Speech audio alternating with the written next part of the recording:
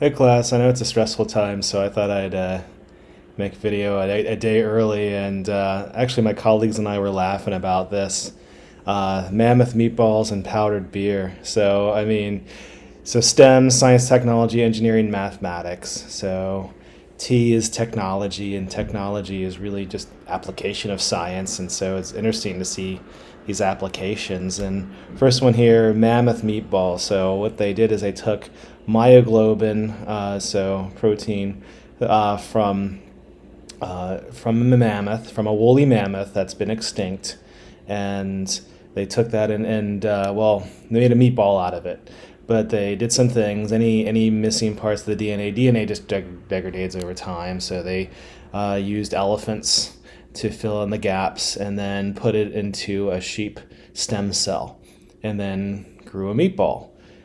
So a couple things with this. This is going to be a really expensive meatball. This is not, this is not the stuff you go to IKEA and get. I haven't been to IKEA in a long time, but I know you can buy meatballs there, right? So you can buy cheap meatballs in IKEA, but this meatball is going to cost thousands of dollars. Because it's just we're not there yet with the technology where this is mainstream, so it's just going to be expensive. It's a proof of concept. A couple other things. When we think about hereditary material, the knee-jerk reaction is just like DNA, DNA. Well, that's not entirely true. There's more hereditary material than DNA.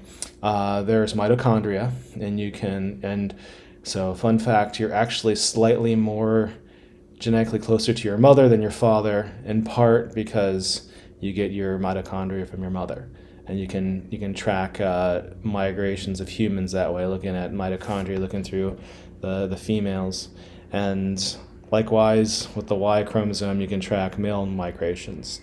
So, but it's more than even just the mitochondria. There's proteins and lipids and whatnot. So I'm gonna slightly call shenanigans on this one because it's gonna be, a mammoth, elephant, and sheep. It might even taste more like lamb than it would a woolly mammoth or elephant. I have never eaten elephant or woolly mammoth, but a lot of flavor in meat comes from the fatty tissues.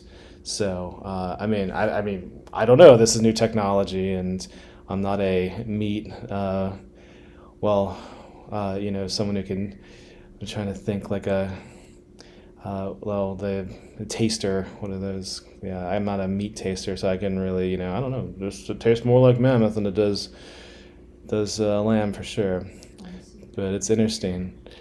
Sommelier. That's the word I'm looking for. Sommelier. Also powdered beer, so another interesting thing. And this is non-alcoholic beer. So we were also laughing about this. This is, would it taste good? I would drink it, to be honest with you. I actually like non-alcoholic beer. I think it goes great with some foods, and it's something I can eat at lunchtime and not feel guilty, kind of thing. So especially here in Hawaii, we eat a lot of poke. I love poke and beer, for instance, and so I think it's great. But I would totally buy this. Well, as long as it wasn't, too expensive. But the idea is they have powdered beer. They brew non-alcoholic beer, and then they dehydrate it, and then you put it into water, and it actually forms a head even. So it's interesting, and they're looking into alcoholic versions of this. I mean, I don't know, is this going to be like ethanol, and I don't know how they're going to keep it dry, but it's interesting. This is an interesting concept, so I don't know. But it's kind of cool, and it's lighthearted, and I know it's stressful right now, so I thought you'd like something kind of lighthearted. So I hope this message finds you well, and if you are not doing well, if things are going wrong, if you need any help with anything, please feel free to reach out. I'll do what I can to help. So, aloha.